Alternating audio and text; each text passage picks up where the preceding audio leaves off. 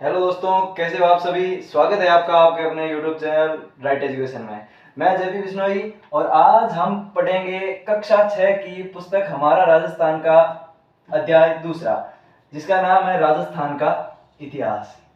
इसमें हम पहला पॉइंट पढ़ेंगे महाकाव्यकालीन राजस्थान। महाकाव्यकालीन राजस्थान की स्थिति कैसी थी, मतलब महाकाव्यकालीन राजस्थान की स्थिति के बारे में जानेंगे हम। महाकाव्यकालीन में राजस्थान में 4 मुख्य जनपद हुआ करते थे, जिसमें एक है जांगल, यहाँ हुआ करता जांगल, यहाँ हुआ करता था जांगल मतलब जोधपुर बीकानेर का भाग, और यहाँ पे मरुकांतार जैसलमेर बाड़मेर का भाग, यहाँ पे मरुकांतार हुआ करता था। ठीक है, और यहाँ पे अलवर भरतपुर की तरफ ये भाग मत्स्य कहलाता था। ये क्या कहलाता था? मत्स्य जनपद। और ये जो इधर मध्य प्रदेश से लगता हुआ यहाँ का भाग था वो कहलाता था सूरसेन। इसे क्या कहते थे? सूरसेन। कितने बड़े जनपद थे? 4। कब? महाकाव्य काल में। ठीक है, जांगल, मरुकांतार, मत्स्य और सूरसेन। आगे का पॉइंट है मौर्योत्तरकालीन राजस्थान। आगे का पॉइंट कौन सा है? मौर्योत्तरकालीन राजस्थान। मतलब मौर्योत्तरकालीन राजस्थान में कौन कौन से बड़े साम्राज्य हुए हैं और मतलब मौर्योत्तरकालीन राजस्थान की स्थिति क्या थी।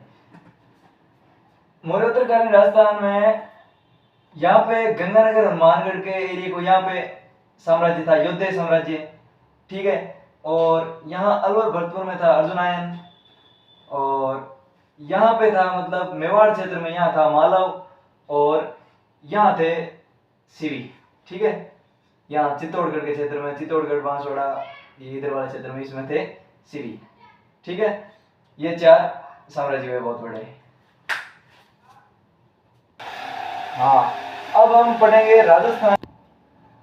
राजस्थान के विभिन्न अंचल, मतलब राजस्थान के किस क्षेत्र को किस नाम से जाना जाता है, मतलब राजस्थान के किस अंचल को किस नाम से, मतलब किस एरिया में कौन सा अंचल है वो अब हम देखेंगे। ठीक है, अब यहाँ पे है मांड। जैसलमेर के क्षेत्र को क्या कहते हैं? मांड। ठीक है, और यहाँ पे बीकानेर, अरे थोड़ा सा बीकानेर और जोधपुर और नागौर के क्षेत्र को कहते हैं मारवाड़, और यहाँ पे चित्तौड़, उदयपुर और भीलवाड़ा के क्षेत्र को क्या कहते हैं? मेवाड़, और डूंगरपुर, बांसवाड़ा, प्रतापगढ़ के क्षेत्र को कहते हैं वागड़, और यहाँ पे कोटा, बारा, बूंदी, झालावाड़, या इस एरिया को कहते हैं हाड़ौती। इसे हाड़ौती क्यों कहते हैं? क्योंकि यहाँ एक पठार है जिसका नाम है हाड़ौती का पठार, इसलिए इस क्षेत्र को कहते हैं हाड़ौती क्षेत्र। ठीक है, और जयपुर और उसके आसपास के क्षेत्र को कहते हैं ढूंढाड़। क्या कहते हैं? ढूंढाड़। और यहाँ पे अलवर भरतपुर के क्षेत्र को क्या कहते हैं? मेवात, और सीकर, झुंझुनू इस क्षेत्र को कहते हैं शेखावाटी। ठीक है, अब हम इन सभी के बारे में विस्तार से जानकारी लेंगे आगे, मतलब किसकी क्या विशेषता है, क्या कहाँ कुछ है, सब आगे विस्तार से जानेंगे हम इसके बारे में। हाँ, तो अब हम पढ़ेंगे इनके बारे में, सब के बारे में विस्तार से। अब अपना पहला टॉपिक है मरुकांतार। पहला टॉपिक है मरुकांतार। ऋग्वेद सहित हमारे पौराणिक ग्रंथों जैसे रामायण है, चरक संहिता है, महाभारत है, व्रत संहिता है आदि सभी में मरु प्रदेश का वर्णन मिलता है। आदि सभी में क्या मिलता है? मरु प्रदेश का वर्णन मिलता है। और मरु प्रदेश आर्यों का प्रारंभिक जनतंत्र था। मरु प्रदेश किन का जनतंत्र था? आर्यों का। कब? प्रारंभ में किसका जनतंत्र था? मरु प्रदेश आर्यों का। हमारे यहाँ भारत में सबसे पहले आर्य आए थे, जिनका प्रारंभिक जनतंत्र कौन सा था? मरु प्रदेश। ठीक है, जिसमें वर्तमान के बीकानेर, नागौर, चूरू, गंगानगर, जैसलमेर एवं बाड़मेर के कुछ भाग आते हैं। किस जिलों के कुछ भाग आते हैं? बीकानेर, नागौर, चूरू, गंगानगर, जैसलमेर एवं बाड़मेर के कुछ भाग आते हैं। ठीक है, कालांतर में इस क्षेत्र के विस्तार के साथ कुरु, मद्र तथा जांगल नामक जनपदों का विकास हुआ। कुरु, मद्र और जांगल जनपदों का विकास किस जनपद से हुआ? मरुकांतार से। ठीक है, अब है जांगल। इस जनपद में वर्तमान बीकानेर, नागौर एवं जोधपुर के भाग सम्मिलित हैं। किन किन जिलों का भाग सम्मिलित है? बीकानेर, नागौर एवं जोधपुर। इस भाग को क्या कहते थे? जांगल। और इसकी राजधानी थी अहिछत्रपुर। राजधानी कौन सी थी? अहिछत्रपुर, जिसे वर्तमान में कहते हैं नागौर। पौराणिक आख्यानों के अनुसार यादव वंश के बलराम व श्री कृष्ण यहीं से गुजरे थे। यादव वंशी बलराम और श्री कृष्ण यहां से गुजरे थे। ठीक है, कहां से? जांगल से। अब है मत्स्य। अब मत्स्य के बारे में जानते हैं। मत्स्य क्या है? इस जनपद का उल्लेख ऋग्वेद में मिलता है। मतलब इस जनपद मत्स्य जनपद का उल्लेख ऋग्वेद में भी मिलता है। महाभारत काल में मत्स्य जनपद की राजधानी विराटनगर थी। महाभारत काल में मत्स्य जनपद की राजधानी क्या थी? विराटनगर, जिसको वर्तमान में बेराट कहते हैं। ठीक है, यह जनपद अलवर एवं जयपुर के मध्य स्थित था। यह जनपद है वो अलवर एवं जयपुर के मध्य स्थित था। ठीक है, इस स्थान का वर्णन चीनी यात्री युआन चांग ने भी किया। ठीक है, मत्स्य का वर्णन किसने किया? चीनी यात्री युआन चांग ने भी किया। देखो चीनी लोगों के कितने अच्छे नाम होते थे। युआन चांग ने भी किया। अब है सूरसेन। राजस्थान के भरतपुर, धौलपुर, करौली के अधिकतर भूभाग प्राचीन सूरसेन जनपद में सम्मिलित थे। ठीक है, सूरसेन जनपद में कौन कौन से सम्मिलित थे? राजस्थान के भरतपुर, धौलपुर, करौली, इन सब के अधिकतर भाग है वो सूरसेन में सम्मिलित थे। इस जनपद की राजधानी मथुरा थी। इस जनपद की राजधानी कौन सी थी? मथुरा, जो वर्तमान में उत्तर प्रदेश में। ठीक है, 4वीं शताब्दी ईसा पूर्व के यूनानी लेखकों ने सिकंदर के समय सूरसेन या सोरसन का भी उल्लेख किया। अब 4वीं शताब्दी में सिकंदर के समय 4वीं शताब्दी में यूनानी लेखक आए भारत। उन्होंने इस क्षेत्र के लिए सूरसेन या सोरसन नाम का प्रयोग किया।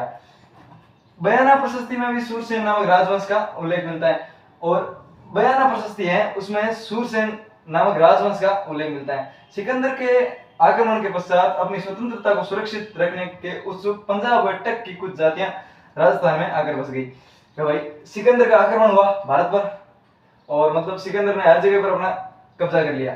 ठीक है, तो अपनी आजादी और अपनी स्वतंत्रता को बचाने के लिए पंजाब क्षेत्र और टक क्षेत्र की कुछ जातियां थी।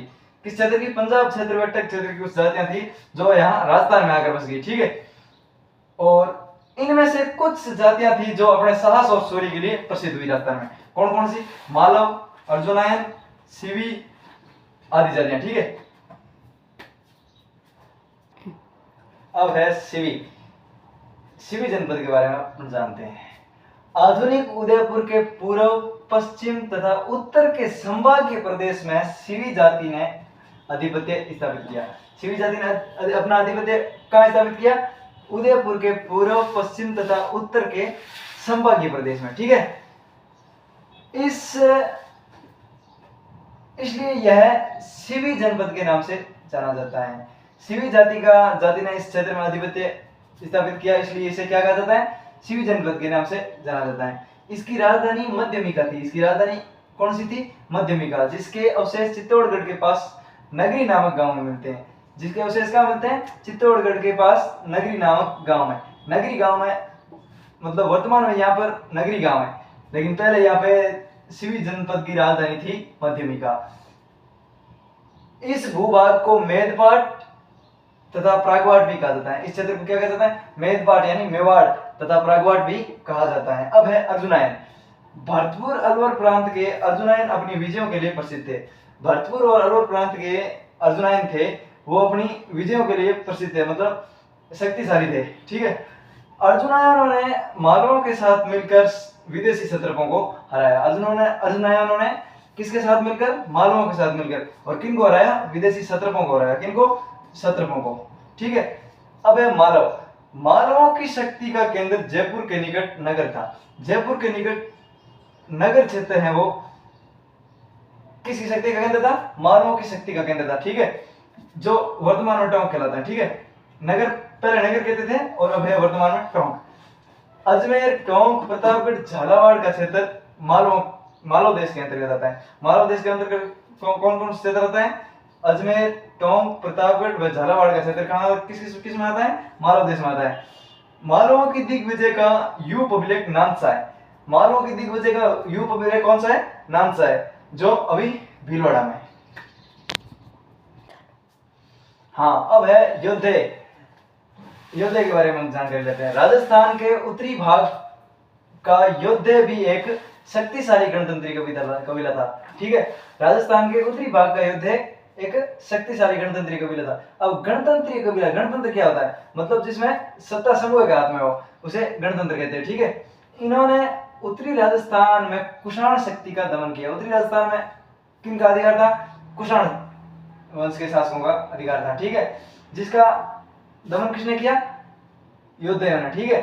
अब गुप्त काल तक यह गणतंत्रीय व्यवस्था अपने अपने क्षेत्रों में बनी रही। गुप्त काल तक तो यह गणतंत्रीय व्यवस्था जो मतलब ये योद्धे है और शिवी है, सुसेन है, इनमें सब मतलब गणतंत्र व्यवस्था थी जब सभी जनपदों में। यह गणतंत्र व्यवस्था कब तक बनी रही अपने अपने क्षेत्रों में? गुप्त काल तक। लेकिन 5वीं सदी के बाद हुणों के आक्रमण ने इस व्यवस्था को समाप्त कर दिया। लेकिन इस गणतंत्र व्यवस्था को समाप्त किसने किया? हुणों के आक्रमण ने, हुणों ने समाप्त कर दिया। 503 ईस्वी में आया था हुण आक्रमणकारी आया था एक तोरमान नाम का, उसने यहाँ राजस्थान में अधिपति स्थापित किया था। कब? 503 में। अब है बृहद संहिता में इसके पतन का वर्णन मिलता है। अब बृहद संहिता में भी युद्ध अपने के नाम है योद्धाओं का पतन का वर्णन मिलता है। इनके बाद ये जनपद अन्य नामों व सीमाओं के साथ सामने आते हैं और बाद में ये जो भी गणतंत्रीय ये जनपद थे ये सभी अन्य नामों के साथ, दूसरे नामों और सीमाओं के साथ सामने आते हैं, जैसे मेवाड़ है, मारवाड़ है आदि सभी इन नामों के साथ ये सामने आते हैं। अब है मेवाड़। प्राचीन शिवी जनपद वाले क्षेत्र को मेवाड़ कहा गया। प्राचीन में जो शिवी जनपद का क्षेत्र था उसे क्या कहा गया? मेवाड़ कहा गया। और वर्तमान में यह क्षेत्र, वर्तमान के इसके क्षेत्र है उदयपुर, चित्तौड़गढ़, प्रतापगढ़, राजसमंद व भीलवाड़ा के क्षेत्र को क्या कहते हैं? मेवाड़। अब मेवाड़ में राजवंश कौन सा था? मेवाड़ में गुहिद राजवंश था जिसकी स्थापना की थी बाबा रावल ने 7वीं शताब्दी में, ठीक है। और इस गुहिल का बाद में नाम पड़ गया सिसोदिया राजवंश, ठीक है। और अब इन मेवाड़ की अलग अलग टाइम में अलग अलग राजधानियां रही थी। अब वो कौन कौन सी राजधानी थी? नागदा, आहड़, कल्याणपुर, चित्तौड़गढ़, कुंभलगढ़, चावंड और उदयपुर, ठीक है। नागदा को किसने राजधानी बनाया? सर्वप्रथम पहली राजधानी थी नागदा जिसको बनाया था बापा रावल ने। फिर आहड़ जो वर्तमान उदयपुर में, फिर कल्याणपुर, फिर चित्तौड़गढ़ को राजधानी बनाया गया, फिर कुंभलगढ़ को राजधानी बनाया गया, फिर चावंड को किसने बनाया? राणा प्रताप ने। और फिर उदयपुर को किसने राजधानी बनाया? महाराणा उदय सिंह जी ने। कब? 1559 में, ठीक है। अब यहाँ पर बोली जाने वाली बोली है मेवाड़ी और ये मेवाड़ क्षेत्र है वो यहाँ के मतलब राणाओं के शौर्य और वीरता का परिचय देता है, ठीक है। ये ऐसा माना जाता है कि यहाँ के शासक वो बहुत शक्तिशाली और शूरवीर हुआ करते थे। अब है वागड़। राजस्थान में 2 क्षेत्रों को वागड़ के नाम से जाना जाता है। राजस्थान के 2 क्षेत्र हैं जिनको वागड़ के नाम से जाना जाता है। कौन कौन से हम देखते हैं। पहला क्षेत्र तो वो है पहला क्षेत्र है डूंगरपुर व बांसवाड़ा के आसपास का क्षेत्र। डूंगरपुर व बांसवाड़ा के आसपास के क्षेत्र को क्या कहते हैं? वागड़। और दूसरा है पिलानी के पास नरहड़, भादरा, नोहर तथा कन्नाडा के क्षेत्र को क्या कहते हैं? वागड़ कहते हैं। लेकिन वागड़ी बोली कहाँ बोली जाती है? इस पहले क्षेत्र में, डूंगरपुर व बांसवाड़ा में, ठीक है। अब है मारवाड़। प्राचीन नाम मतलब प्राचीन में मारवाड़ की कौन सा जनपद था? मरु प्रदेश। और 7वीं शताब्दी में शासन किसका हुआ? गुर्जर प्रतिहार वंश का, ठीक है। 7वीं शताब्दी में शासन किसका था? गुर्जर प्रतिहार वंश का शासन था। ये कहाँ के थे शासक थे? मंडोर के शासक थे, ठीक है। और अब है बाद में कौन से शासक आए इन पे? बाद में मारवाड़ पर शासन किया ज्यादा समय तक, लंबे समय तक शासन किया राठौड़ वंश ने, ठीक है। अब है हाड़ौती। वर्तमान में कोटा व बूंदी के क्षेत्र को क्या कहा जाता है? हाड़ौती। कोटा व बूंदी उसके आसपास के क्षेत्र को क्या कहा जाता है? हाड़ौती। और प्राचीन काल में इस पर शासन किसने किया? मीणा शासकों ने। किसका अधिपति था? मीणा शासकों में अधिपति था। और अब देखते हैं कि बूंदी का नामकरण किसके नाम पर हुआ? यहाँ का शासक हुआ एक बूंदा मीणा जिसके नाम पर बूंदी का नामकरण बूंदी नाम हुआ, ठीक है। अब बूंदा मीणा के नाम पर क्यों हुआ? क्योंकि बूंदी को बूंदा मीणा नहीं बसाया था। अब है कालांतर में हाड़ा चौहानों ने शासन किया इसलिए इसे हाड़ौती कहा जाने लगा। और मीणाओं के बाद में यहाँ पर किसका अधिपत्य हो गया? हाड़ा चौहानों का। इसलिए चौहान वंश की हाड़ा शाखा थी, ठीक है। उसने शासन किया इसलिए इस क्षेत्र को हाड़ौती कहा जाने लगा। अब है ढूंढाड़। जयपुर के आसपास के क्षेत्र को क्या कहा जाता है? ढूंढाड़। ढूंढाड़ किसे कहा जाता है? जयपुर के आसपास के क्षेत्र को। यहाँ राजवंश कौन सा था? कछवाहा राजवंश। यहाँ कछवाहों ने शासन किया लंबे समय तक। और कछवाहों ने किन को हराकर ढूंढाड़ पर अधिपति जमाया, मीणाओं व बड़ गुजरों को परास्त किया और ढूंढाड़ को अपने अधिकार में ले लिया। यहाँ बोली कौन सी बोली जाती है, ढूंढाड़ी। ठीक है, अब है मेवात।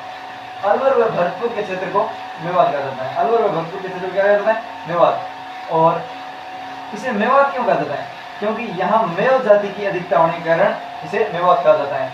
अब है हसन खां मेवाती। ये हसन खां मेवाती कौन था, ये मेवातियों का प्रसिद्ध सेनानायक था।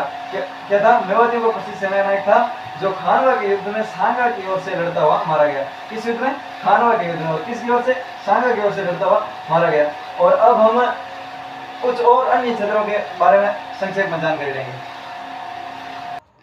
अब है मांड या वल किसे कहते हैं, मांड या वल कहते हैं जैसलमेर क्षेत्र को। जैसलमेर क्षेत्र को क्या कहते हैं, मांड या वल।